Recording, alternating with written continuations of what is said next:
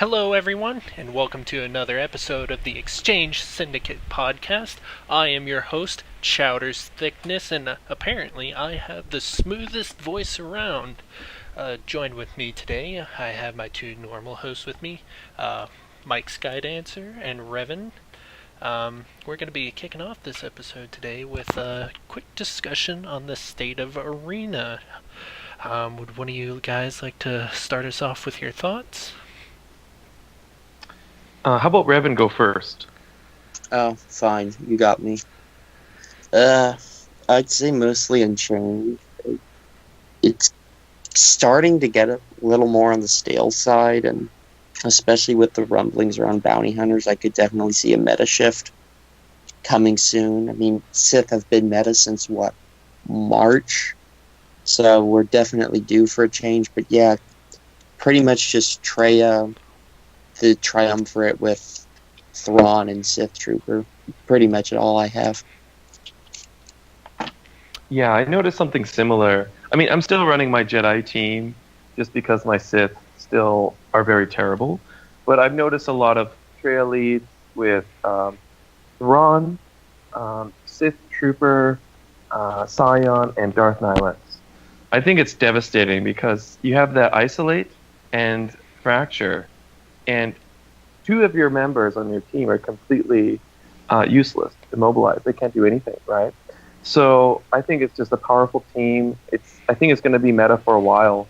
I don't think it's going to change much unless the new bounty hunters are amazing.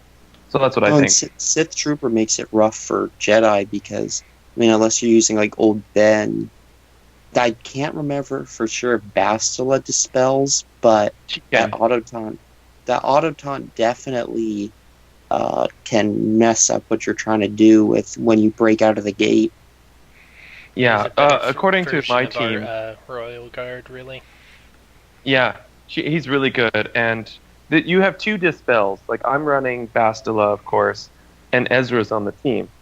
Oh and yeah, they each have a dispel because her stun ability also can remove all buffs, but unless they have foresight, that's something to consider. Yeah. What about you, Chowder?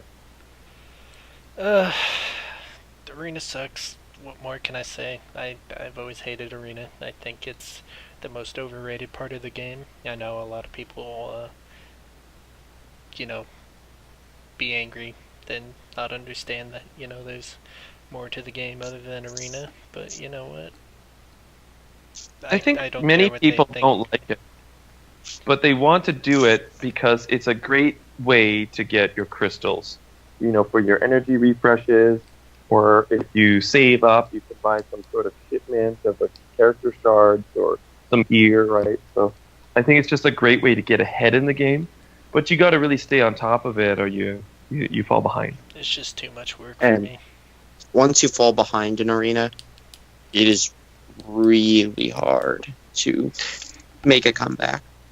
The thing that's a little bit uneven with it is mods are they're RNG based. So like, what if you got these god mods and you're like actually like a free to play player and you have one good team? You could beat all these pay to play people. So that's what's kind of shaking it up. Is it's all about the mods. It's not just the characters. It's all about the mods. Yeah, and I mean, with this mod change, maybe we'll see some different stuff. I know Warrior and Arnold put out a video talking about tanks that they think are going to be better now, but I honestly think whales get stronger. You hush up, mister. I can reach first as a free-to-play. I don't know. I'm curious to see how mods are going to change things, but I don't think that they're going to be bringing other characters into light. I think they're just going to make what's already good better.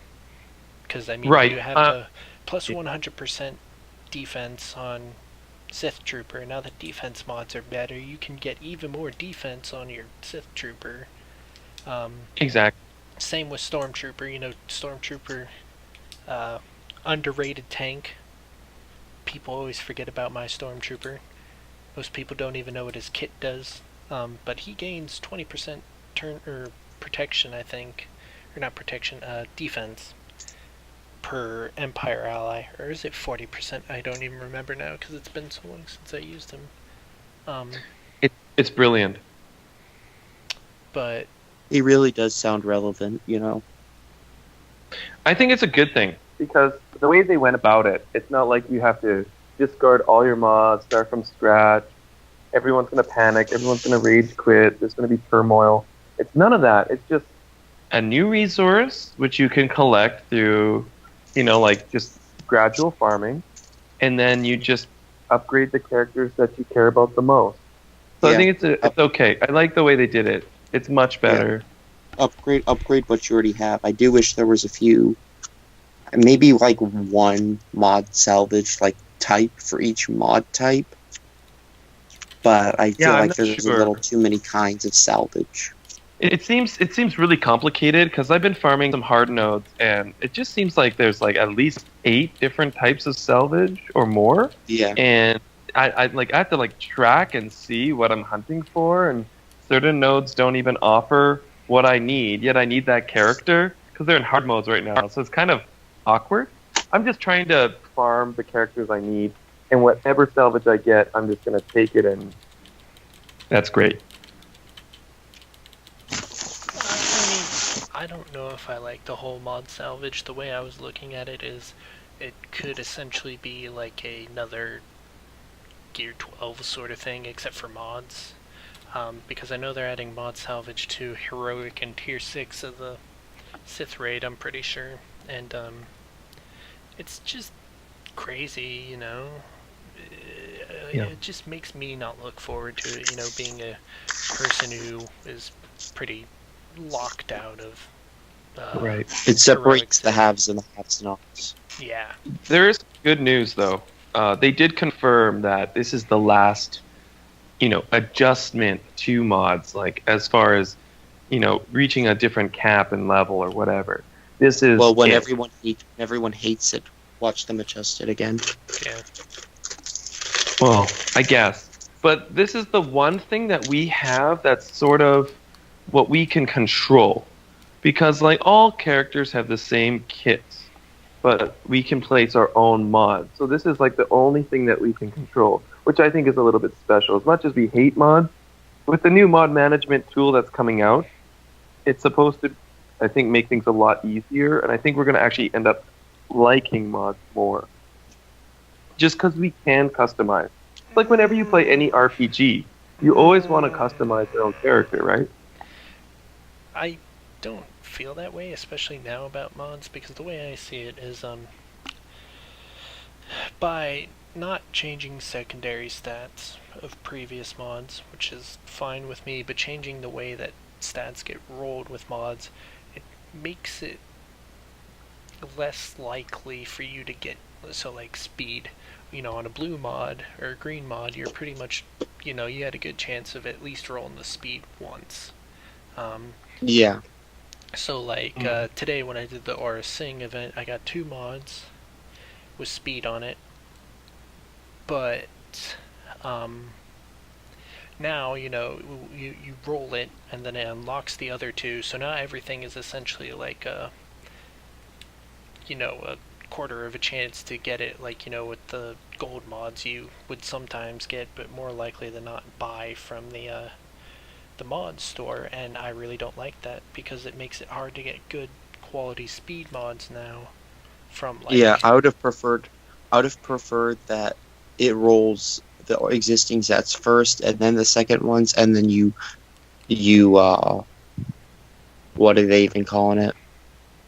You upgrade the mod, slice the mod, and then can have a chance for additional speed instead of it starts off with all 4 stats. You have to slice it to all 4 stats, and then...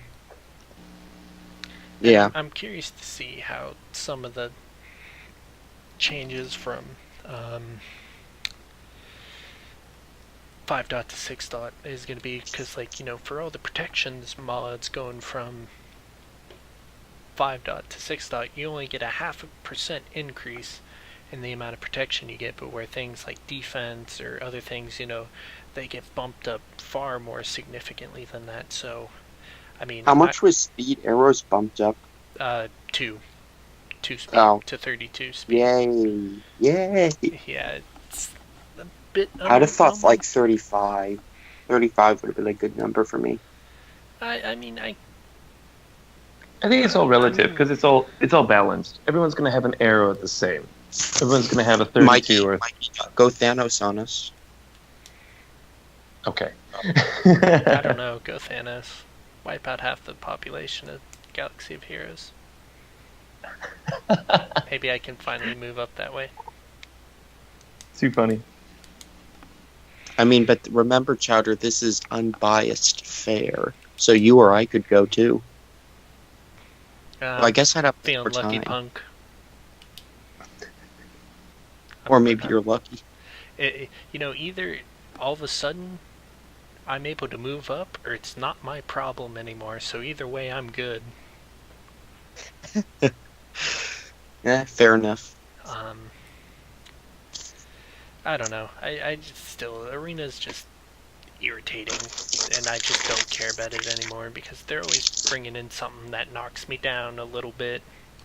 And then I think there's going to be a shakeup in the well, I don't know if I want to say there's going to be a shakeup in the arena because I think Treya and the Triumvirate is going to be relevant for a long time, like Jays or Wigs were for a while. Of course, I could be wrong because look how long JTR was meta, and we've already, surpassed that twice. The Triumvirate feels like it would be a lot, have a lot more longevity. But, yeah. I feel like you're right because so far, raid characters find their way into the meta somehow. I mean, except for Raid Han, who sucked for so long. Yeah, but I'm saying now, like, you can find a use for Raid Han in most metas because of his kit. It's good. GK, it's a bit harder now with Isolate. If you get Isolate on a GK and you have no other tank, well, then you're just kind of... Yeah, but he had a run for forever. He was amazing in Arena. You could plug him in. I'm sure he's gonna come back. I'm sure he will, just like Raid Han did. But you know what? The legendary characters, they're not the legendary, the heroic journey characters. They seem to always have like a shorter arena run. Like CLS was meta from, August to December-ish. Yeah, and even then you had Night Sisters coming in, kind of shaking things up. So, But there is one potential character that might shake that up. And that's if they really make Bounty Hunters a legitimate arena faction with the addition of a legendary character. Yeah, I mean, it's an Who would that be? interesting thought. Well, clearly it is going to be my boy, prepubescent Boba Fett. I veto. I downvote that. I downvote that comment. Alright, so we're going to be moving on to our next topic now. And so we're going to be talking about some, territory wars in general. And we're going to be suggesting some teams and strats, maybe doing a bit of theory crafting. I know the big territory war team now is the one that everyone else has already covered, and we're coming late to the party here, but you know what? I'm fashionably late and give 0 fucks. So that, of course, would be I'm not. I'm using my shit everywhere.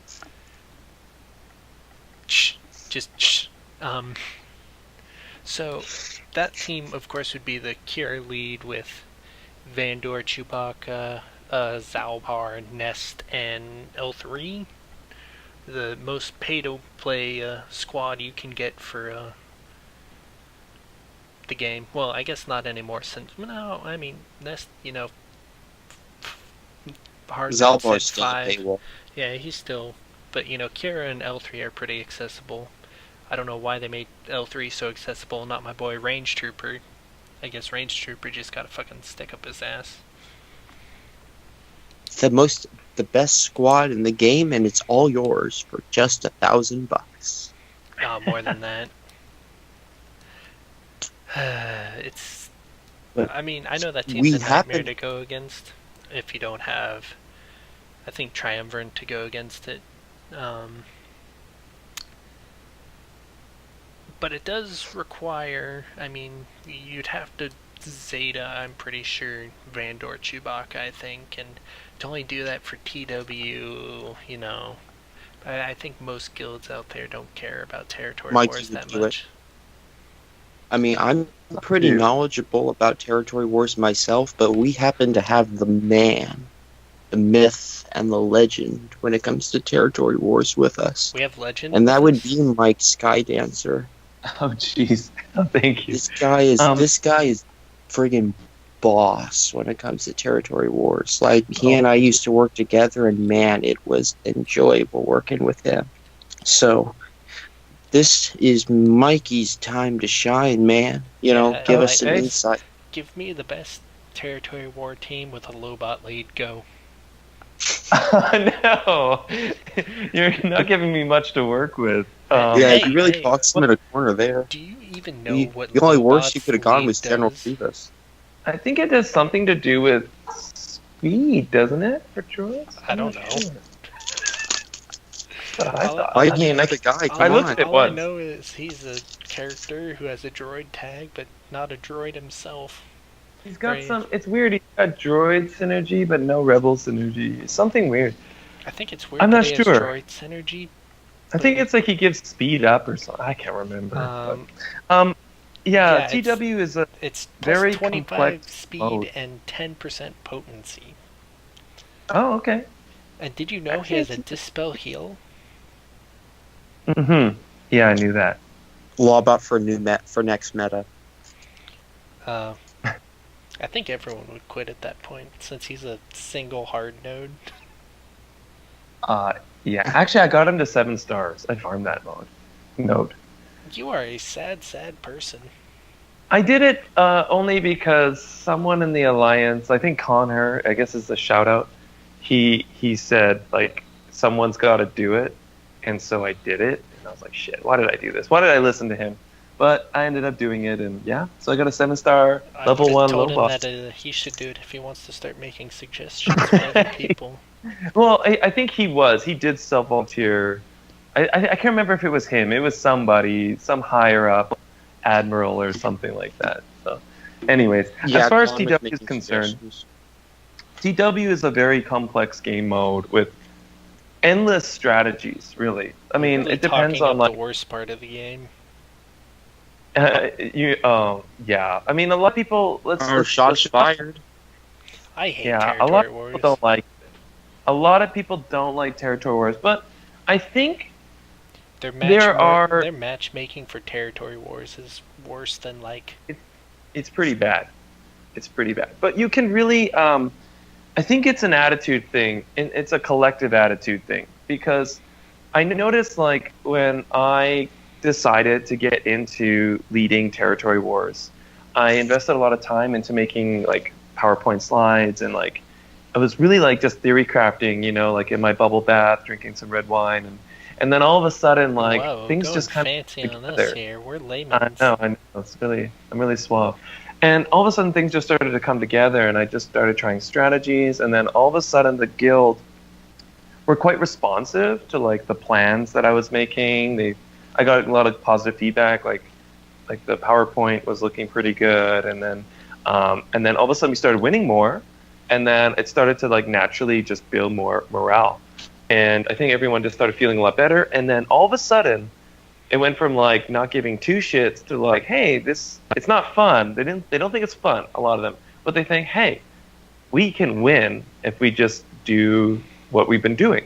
And if we just put a little effort into it. And if we win, we get some extra rewards. And it's become more like that. It's almost like Rancor Raid for my guild. It's like, yeah, you can solo it. Yeah, you can get rewards. Is it fun? I wouldn't say Rancor Raid is fun. Maybe people would, object that. But yeah, that's how it is right now in our guild. And if you guys have any questions for like certain team comps that maybe we're using, or I could definitely give you guys some ideas, or maybe to help your guilds out. We all So, know that I don't know. the best territory wars team is You do a Lobot lead with General Grievous, Mob Enforcer, Cup, Oh man. and that's all you need. Well, Chowder, the thing is, Chowder, don't lie. We all know Grievous's lead is the most OP lead in the entire game. actually can't remember what it does. It's like crit one of the- avoidance. It's one of the only leads, and I find it interesting that actually doesn't buff your team, but kind of debuffs the enemy team. Oh, 'Cause I know yeah. I think they have decreased critical chance and decreased critical damage. Yeah. I think the only other person I can think of off the top of my head who does that is Palpatine with Rebels and Jedi, giving them less. Yeah, but he buffs his allies too. Yeah, no, but he has the buff there. Yeah. I'm curious what Grievous is completely. I know he has crit avoidance. Well, it's not crit avoidance, but lowering the enemy's crit.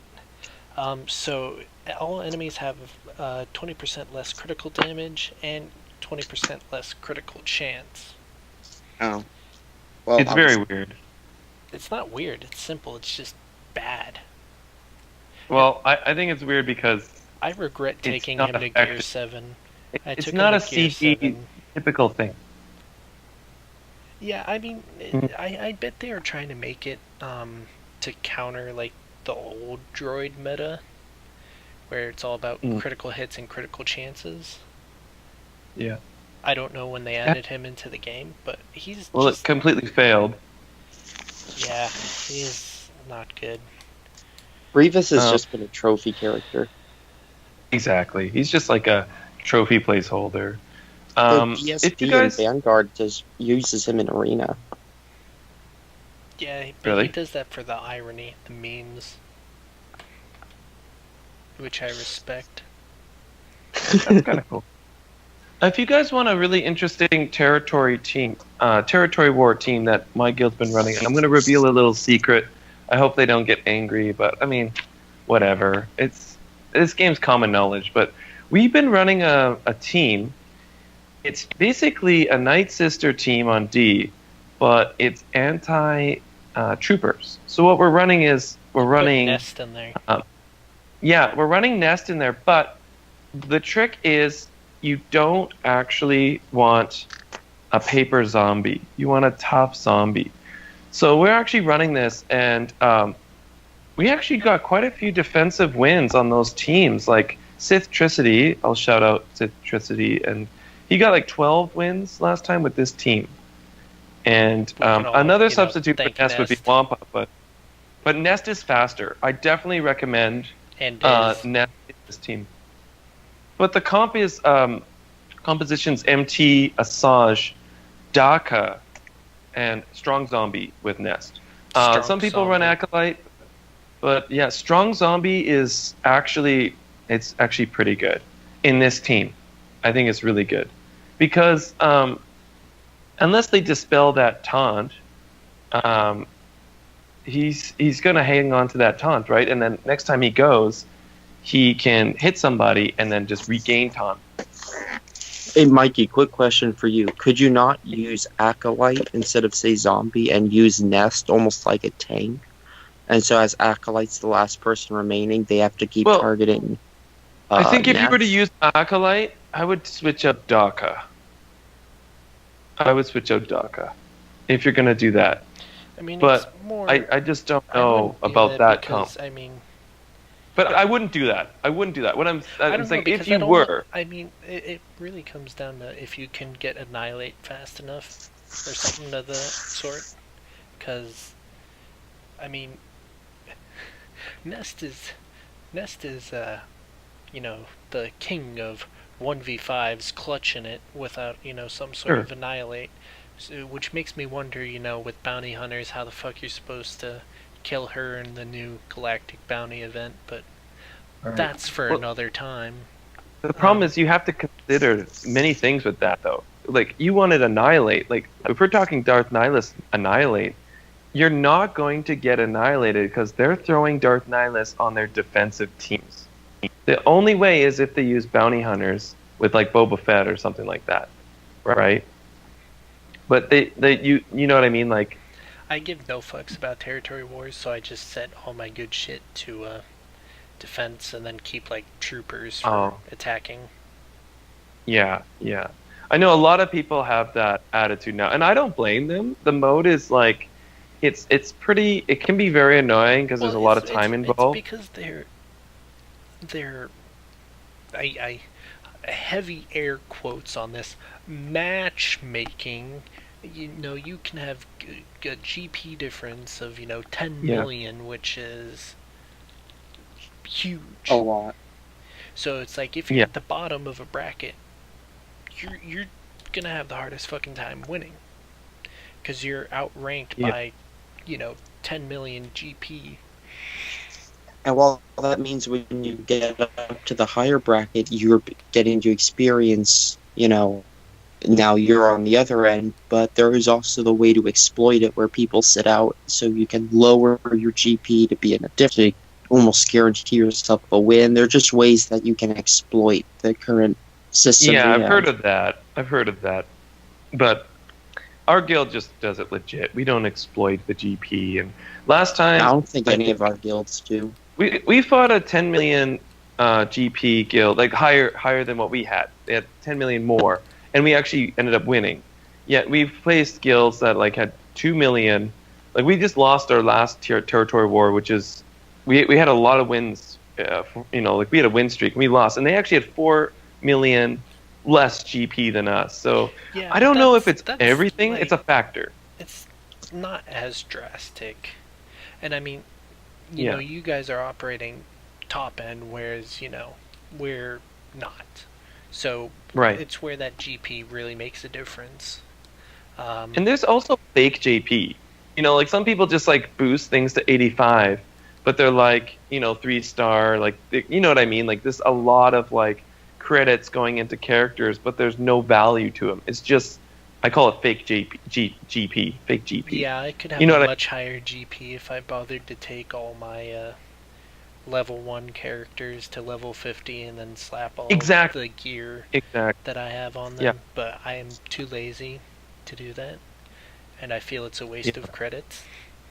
And that's why my GP is much lower than other people at my time effort in the game. Yeah. I think if you really want to win territory wars, let's say the GP is fairly balanced. It's all about like a decent strategy. It's all about like focused, like a focused idea of like everyone's kind of like either volunteering to farm a certain team or characters, or like everyone's kind of got the same like page of like what to place and where. Like they kind of follow the rule. Like if you're like, this is a CLS zone, let's just put CLS here because it's a strong team. And you got people throwing in trash teams. Like, of course you're going to lose. You have to have some sort of like coordination and people like respect it. I hate when people take my General Grievous wall and start putting CLS in there, ruining my good strats. What about the paper zombie wall, man?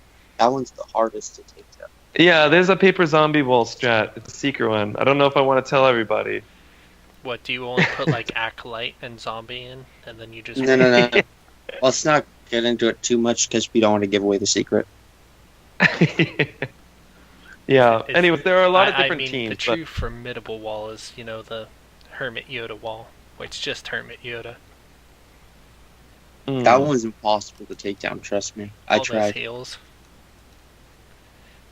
Yeah. Little man with a stick, come and beat your ass. Well, that's all. You guys have any other questions? Topic. Okay. I am going hardcore moderating today, so for our next topic, we're talking about something super interesting, something that's on everyone's minds, something that's going to change the face of the game. That's right. We're going to be talking about Cad Bane and the Bounty Hunters. Coming to the game. Jango Fett is coming to the game. You heard it here first. Logan Thero may have posted it on the Alliance channels, but I've been saying it first for a while. Yeah, because when you keep saying the same thing every day, it's probably eventually going to come true. Hey, I've not been saying it every day. No, he's been saying it almost every single day. Every other day. This man's crazy. I did not mention it today or yesterday, so haha. Alright, well, because of that, pass me the death sticks, Revan. I just need to start smoking away. Alright, but honestly, bounty hunters, we think they're going somewhere. They conveniently cancel this upcoming territory battle for next week for some big update. So, we think Django might be coming. We think there's a chance because a big update like that, bounty hunters getting, well, almost every bounty hunter other than Zam. Zam's just kind of left in the wind. We have a new sniper, we have the new good stuff, we have the new model, and so the old model's just kind of sitting there rotting. Poor Zam. That is kind of odd. That didn't Django now kill reworked Zam? all of them better. I don't know who killed Zam, but I give a total of 0 fucks. Django did. But I mean, Not even kidding, Django killed her. We had so we all agree. It's kind of weird. They bring Bosk and rework all the original trilogy bounty hunters, and then they decide to bring in Embo or rework Cad Bane a second time, and still somehow get him to suck. Bravo. It's like Mace Windu approves. Mace Windu sits and stares in purple. Mace Windu has approved this. I'm Mace Windu and I approve this message. Mace Windu stares in motherfuckerly. I really wish they make him great. Just like rework Mace Windu to destroy the Sith meta. That would be perfect. Puts expose on every single enemy. Like triple stacked exposes. You know what I mean? I feel like he should have something that just negates, like, defense. Sith. He should just, his shatter point should just be like isolate on Sith. Oh, I actually like that idea. That Just or or he has fracture on Sith. Just He has the ability scratch to, that like- out. Isolate, but only for Sith. Exactly. That's what I mean. Or yeah. like he has the ability to remove isolate, or he has the ability to like absorb and annihilate or something like that. And like they have to target him for the first time with annihilate. Just something meaningful. Okay, let's not get ahead of ourselves. This man got his arm chopped off by an edgy kid and fell down a well. Hey, that edgy kid was the most powerful force user in the galaxy. Yeah, bullshit my ass. He was just edgy. He's pretty edgy. It was all about the mullet, man. That's what gave him his power. Yeah, little known fact. This is why people in the South still, have the mullet haircut around. It's a sign of power. Really? Sign of... Oh, dude, you don't know, man. In the South, like, Yeah. they're back eras in fashion. It's bad. Unless Do you're they like have the skullet there? the skullet? A skullet's like when you're bald on the top and then you have a mullet. Oh, I mean, probably somewhere. I'm scared to go into the backwoods sometimes. You never know. Yeah, what you're yeah, gonna that's find like there. Florida. But back on topic, bounty hunters. I don't know what else to talk about because the bounty hunters are still underwhelming. I mean, they're good. They're good in the Sith raid. Yeah, but you have to have Embo or Sing, and if I had the kind of money to whale out on them and get them like top tier, I wouldn't be playing You'd this be game. saving it for rep. No, I just wouldn't be playing this game. I'd have I think better. Embo's great. I'm gonna be honest with you. Embo looks amazing. No, Embo's a great character. It's just fucking Marquise. Right, it's a galaxy. It's a galaxy of marquees, baby. We went from Galaxy of Rebels to Galaxy of Marquees. But you just gotta be selective. If you're going to put money in the game, I just I would recommend I just Nest wish or it wasn't so long in between. Ooh, look at this new character. And hey, you want to spend 6 months farming this character? AKA my Well, range trooper. Fuck you, CG. it's fine for me because I'm like pretty much completely free to play, and I've been playing forever, and I just hit 2.75 million GP. So, like for me, I'm so far behind on everything. It's like by the time something is farmable, it's like, oh great, I guess I can go for it now. I wouldn't know the difference. It's that I'm bad. just trying to get my bounty hunters to 5-star. I need one more Oh, in case Django comes. Trying to get that Dengar, my boy. All while, nice. farming for JTR, because, Oh, you're still doing that. you know what? First it's like, oh, I gotta get ready for CLS. Alright, I'm ready for CLS. Alright, now I gotta get everything. I can't even choose one team or another. Now it's just like, hey, I know. get everything right now. If you don't have I anything remember now, why are you playing this was game? like that. I remember when characters, it was only like really, if you wanted a character, you could go get them, but you didn't have to have everyone. It wasn't like Pokemon. And this one thing, like, even with the ship update, it's like, oh, Geonosians suck. Well, guess what? Now you need them. And it's just like, now you have to have everyone geared and starred up. Did you make the mistake of not investing in Bosk? Well, here's the best ship ever.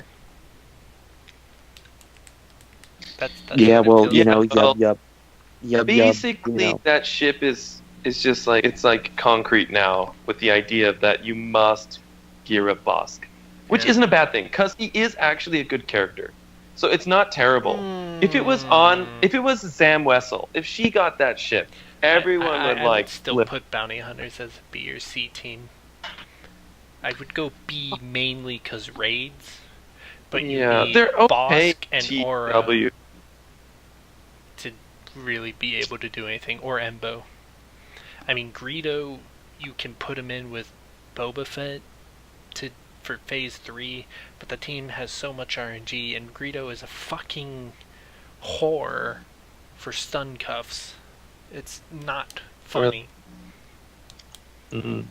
I mean, I find it funny, but I'm just minding my business over here. Never mind, I didn't say anything. Yeah, that's what I thought. And I know this is off topic, but I just want to say this. I'm working on a secret team.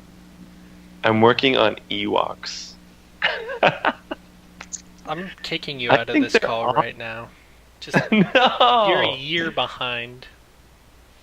I'm a year behind. You have Ewoks up? No, I'm saying Ewoks were somewhat, kind of pretty meta a year ago when CLS came out. Like, they were one of the only teams that could Oh. beat CLS. Yeah, I wouldn't use them for Arena, but I was just thinking strictly Territory Wars and the event, because that event, you can get Zetas. I really recommend. I'm not gonna waste gear on Ewoks for 2 Zetas. You can I mean, get but you should. 4 Zetas a month with that event. I give no It fucks. adds up. Yeah, And yeah, Night but- Sisters. Yeah, I do it for Night Sisters. I'm working on Night Sisters now because Night Sisters I mean, are I good. did it for all of them, and I'm first free to play, so flex. Come at me, bro. This is So the much man hate. this is the man who sits there and says every day that Revan's coming. And when Revan actually comes, he's gonna sit there and be like, "See, didn't I tell you?" I did though. At least he was right about Jingo. Well, we don't know if he's right about Django. That's true. We think he's right. I mean, I've been saying Revan's coming, and look, they came out with KOTOR characters, so flex. Yeah, you know what? All the Coder characters are gonna be needed to get Malak. No, it's not even gonna be Malik. It's gonna be Juhani. Karth. Juhani. No, Karth, man. Karth. Because he doesn't want to talk Karth about is it. gonna Karth be doesn't want to talk about it. Karth is gonna be another Karth doesn't want marquee. to talk about it. Karth doesn't want to talk about it. That should be one of his abilities. I don't want to talk about it. Oh, I would love CG if they did that. They really kind of ventured into that with Jolie, because his kit is really reflective of... That was pretty cool. I like that. You do it, and then that animation where he's just waving his hand. That was really cool. Speaking of Jolie, who's using him? Anybody interested in him at all? Territory I battles, might be. maybe, but He might be useful with Bastila as like a healer. nope. Maybe. I'm thinking so because like, who's Not in gonna arena not and a not many in people raids. use DN on offense, right? I think he has a place in territory battles, maybe. But while Platoons for sure, man. but while there's Nihilus in arena, he's not gonna have any use because one of his big abilities, he's either healing or he's reviving and giving critical hit immunity on the people he revives, right? Right. Annihilate, you can't be revived if you have it Omega, which if you have Nihilus and it's not Omega, I'm going to find you and I'm going to slap you on the wrists. Hard. Because you dumb.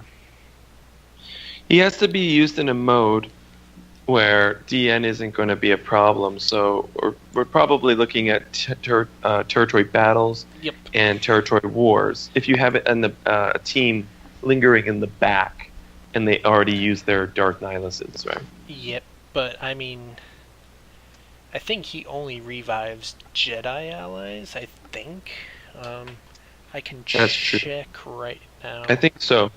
I've already forgotten what his kit does, because, I mean, Bastila really He's got an stole the assist, show. he can heal on a basic, he can revive.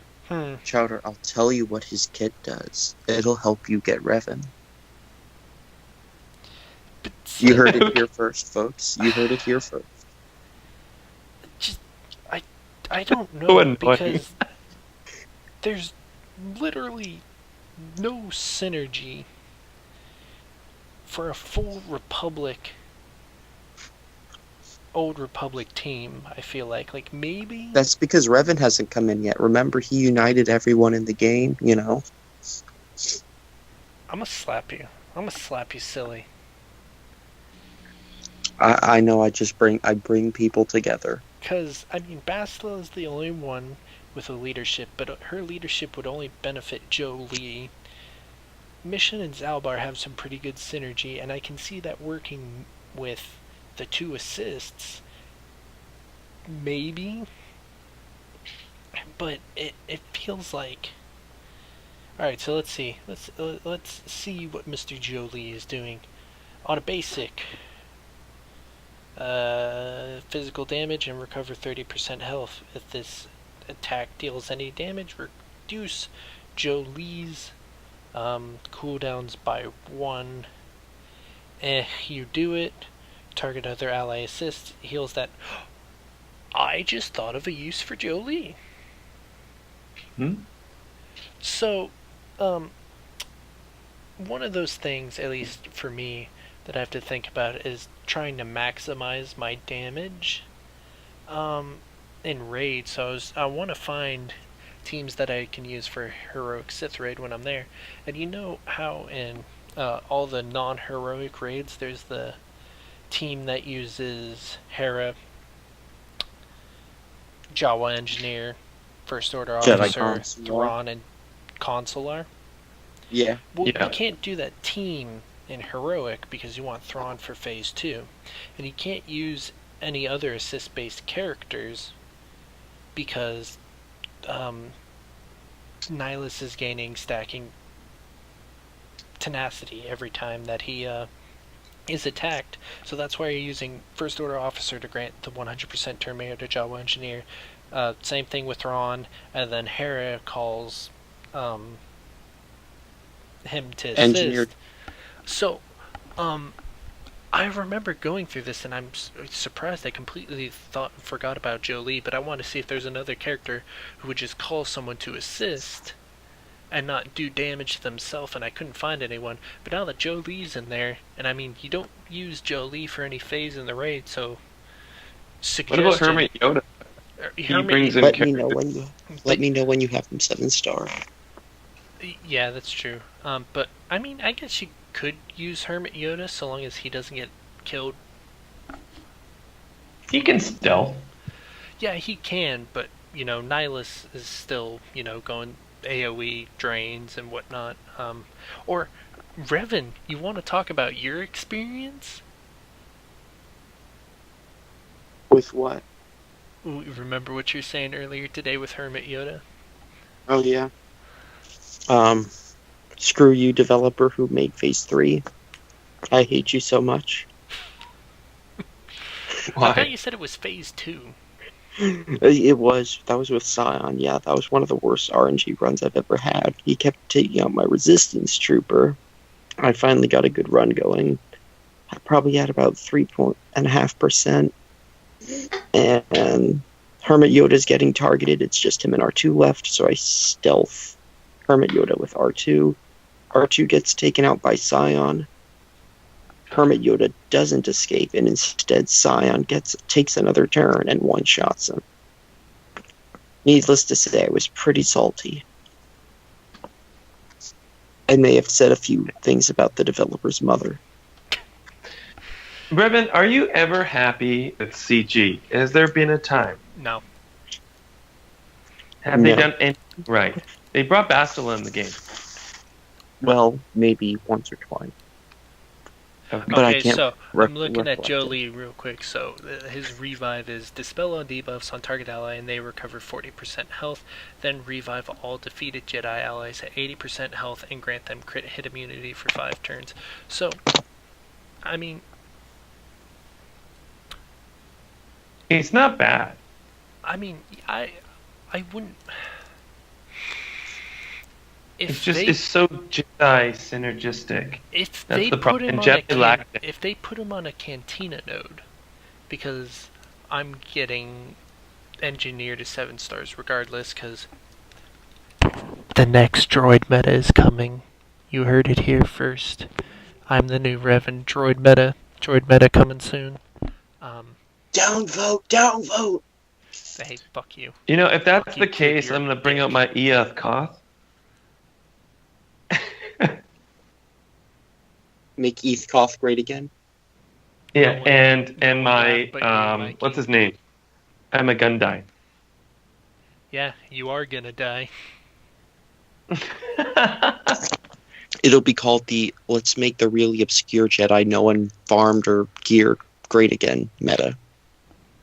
Hey, It really rolls off the love tongue. for some of those Jedi to have some cool Zetas. Zetas? I think- What's this? I've never heard of a Zeta. do you It's mean? Zeta's cousin. But he doesn't speak about him much because he's really fucking queer. What? Don't get this video banned, Revan. God. Yeah. Oh my God. But back to the topic at hand, Revan. I'm gonna put you in a timeout now. I mean, I know that team I was talking about isn't that great for Anything. Didn't I just say you're on a fucking timeout? That team, it's good for just getting that little bit of extra damage. It's not going to do amazing, but I mean, most people will have 3 of the 5 characters at 7 stars, hopefully, if you're a good player. I mean, you're kind of dumb if you don't get Hera up to 7-star. And I mean, you're missing out on a lot of fun if you don't have a first order officer. I'm going to be honest with you. I really don't like him. All right, that's it. I'm kicking you out of this call. This heresy shall I'm like not be always tolerated. like against the everything. I shave against the grain, guys. I enjoy the first order team because, especially under a Zeta crew lead, first order officer becomes like a healer, and it's awesome. I love it. I And then love that team, but I don't under like a him. Zeta crew lead, if you have first order TIE pilot, you go to use what's his special gun down on someone, and you're getting like 45,000 plus damage, and I don't even have him Zeta'd. Everyone knows my first order is super maxed out. Your first order sucks. Get the fuck out of here. It's like the one team I've legitimately neglected. My Tuscans are arguably as good. And they're not If even you a really full want team. first order advice, con her. Go to con. He knows his first order. Yeah. Probably a little too much. All right. So for our last topic, which will be a bit short, we thought we would talk about what got us into Star Wars. Obviously, we all know the thing that got Revan into Star Wars, so we don't need to cover that. Mikey, how'd you get into Star Wars? Honestly, I can't remember, but I think, I don't know, like when I was like 4 or 5 years old, I would like to go to this store. You probably have, I think it's from the States, like Toys R Us. You guys know that? Rest in Like the peace, giraffe. Toys R Us. Oh, is it Never gone heard there? of it. Yeah, it went out of business recently. Yeah, Oh, I never really? heard of it. It's still in Taiwan here, and I think it's still in Canada, but I'm not sure. But It is. anyways, I used to go there, like, on the weekend or whatever. It's like attached to the mall in my city. And then I would check out the toys. And I was just young, like 4 or 5. I can barely remember. And I remember, like, I remember my dad bought me one. Well, he's like, which one do you like? And I said, I like this one, this like, the blonde boy, with, like, the blue lights there. I didn't know who he was, like Luke. And then it was my birthday later on, like maybe 3 weeks later, and I didn't get the toy that day. I was pretty pissed off. But then, and he ended up buying it for me, and then ever since, I just loved that toy. I would like use him to fight Batman in the bathtub. It was classic. Oh my gosh, no, And not Batman. Yeah. Yeah, it was pretty. It was like a little kid, Luke, And then ever since Luke then, my doesn't stand dad a showed me the chance. movie. Sorry. Luke doesn't stand a chance, man. I don't know, man. Batman's pretty badass. But anyways, and then I watched the movies. My dad whipped out the old VHS. And if you don't know what that is, the quality. younger people, like a tape. Quality cuts. Yeah, and then Pre-Christian ever Haydenson. since, yeah, ever since then, I just love Star Wars, and I just got into it, and been a Star Wars geek ever since, and that's how I pick up girls. So you're still single. Drops the mic, eh? Actually, yeah, currently I am single. Yeah. Oh to be my honest. gosh. Is that why you're making dumplings in a coffee pot? Hey, okay. Yes, everybody. Actually, I can make dumplings in a coffee pot. It's pretty good. Okay, who's next? Well, Revan, let me take a stab in the dark, and if I'm right here, well then I'm just gonna talk. Was it Chowder that got you really No. into Star Wars? No, actually, it wasn't. So clearly it was the I best was first cinematic introduced. experience, Attack of the Clones, right? No, I was first introduced to the first movie, but the one I remember the most was honestly the Phantom Menace. I just latched onto the lightsaber duel. At the end, The only I good always part of made that my movie. older brother. He always had to be Darth Maul, and I was always Obi-Wan. I would always shove him off the couch. He always had to be the one who died. We got little toy lightsabers, and I just Well, beat the crap out of him with mine. Then started getting Star Wars figures. Oh, real funny, guys. And then I broke into my dad's books and found Heir to the Empire and started reading those. Started reading Tales of the Jedi and Dark Empire, and just really got into the expanded universe. Bring me the Eclipse. Wasn't until recently I finally got the opportunity to play Knights of the Old Republic games, and it was a long time coming for me, but yeah, more or less. Everyone knows the EU is amazing. Well, how old are you, Revan? If you don't mind. 21 in a couple days. Okay, see, this is what I'm going to talk about. I think it's Star Wars. It can be for anybody, but I think it's very generational, because I'm 10 years older than you. I'm 31, and so I think at the time when I was young, we didn't have the prequels. You know what I mean? So I had less subject matter, but I think it's really cool how we can have different ages and different generations and still fall in love with the same thing. I just think it's really cool. It's a silly Sir point. Ryan Johnson. What's that? Oh, nothing.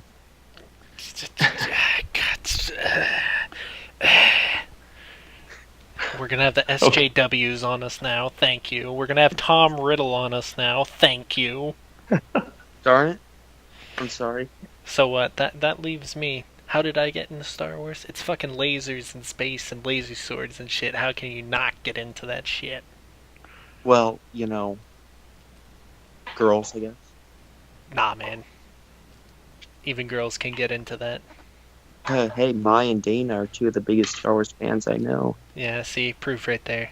But no, if I'm actually honest, I mean, I think most people, they at least know of Star Wars, and I bet most people like it, or, they tolerate it. That's kind of how I was for a while. But then, me being the troublemaker that I am, constantly getting into trouble, the only thing really for me to do when I was younger was to read books. So I got the entire X-Wing series, and I read that, and that's probably where I really started getting into Star Wars. Such amazing characters, Ton Fannin, one of my most favorite characters in existence. Rest in peace, my mechanical bro. Cornhorn, Izard. I mean, any book that makes a super Star Destroyer bust out of the surface of Coruscant, it's good. It's pretty good. It's a spicy meme. But I'm pretty sure we can all agree Kyle Katarn is like super woke compared to Cornhorn. Super woke. Super woke, man. Kyle Katarn is the man. Proof. He is pretty cool. Proof. Try to make him better than my Cornhorn. You're gonna get slapped. I mean, boy. I don't have to. He already is. Nah, man, you're gonna get slapped. Still not as good as Holdo. She can weaponize hyperspace. Oh Come on. No, not again. That's pretty badass. Weaponizing hyperspace is pretty. It makes pretty me good. wonder. It makes me wonder. Well, okay. Let's okay, violate the entire lore. I feel like, violated. I feel like, in Star Wars canon and Legends, you have the interdictor cruisers, which create like such a massive amount of gravity that nothing can fly in hyperspace. So, like, I still haven't watched The Last Jedi, but didn't they have to do something? Or did she just like hit like go and it flew into the big wingling ship? Is it considered a spoiler alert? Is it old enough? I think it's old enough, and I'd say no. Spoiler alert. Spoiler okay. Spoiler alert. Possible spoiler alert. You've been warned. I mean, if you haven't seen it yet, you're probably not interested in the movie. Exactly, such as myself. Yeah. Okay. Well, spoiler alert. Okay, now's your chance to get out.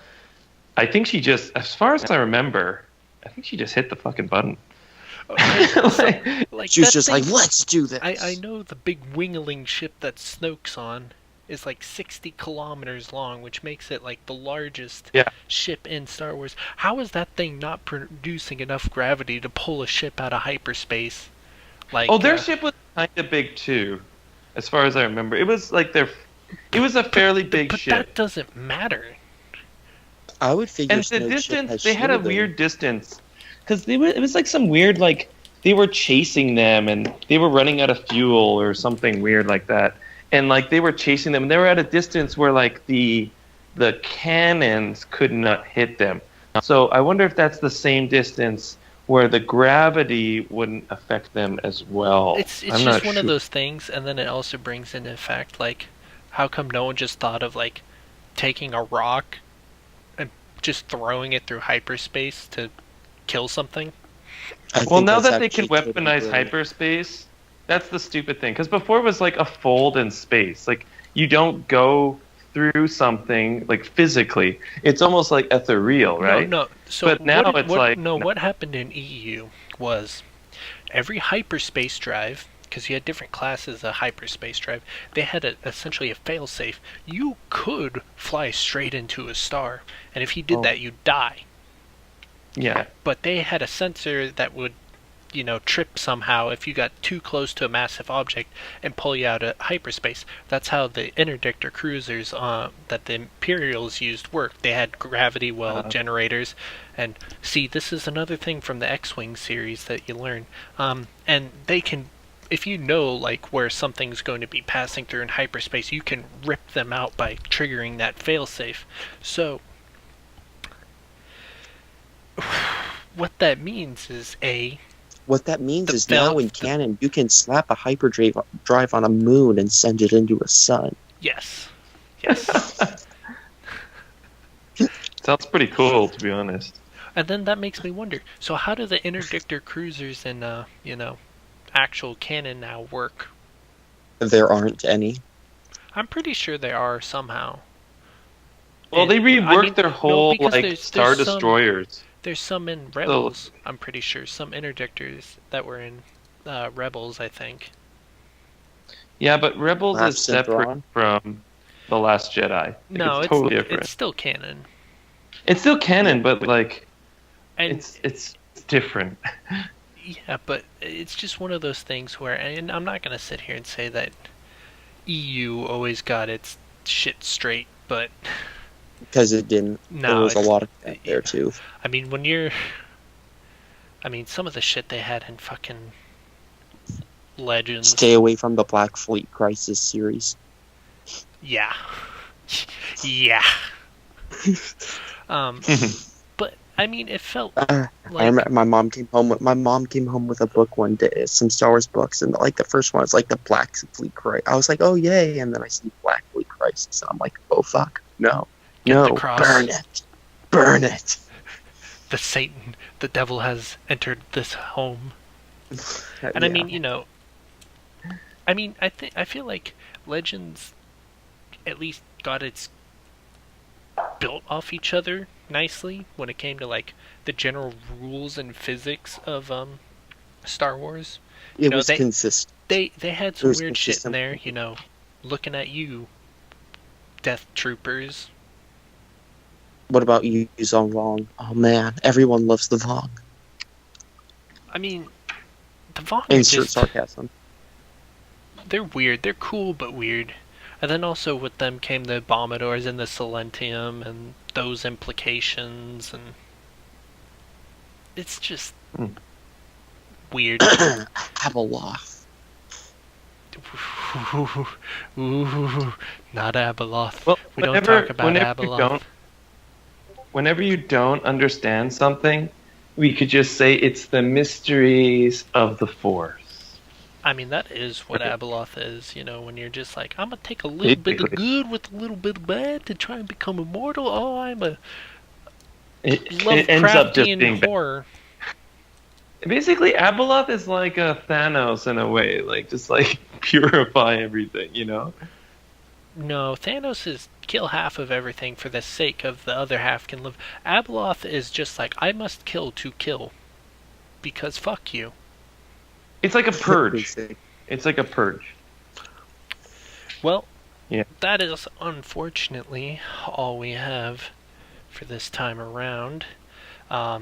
If you have any questions, feel free to post them, and we will dedicate a section to those questions in our next podcast. And as always, leave a like and subscribe if you like the video. It helps out the channel, helps us get going. Indeed it does. So with that, we will all catch you later. Peace out. See ya.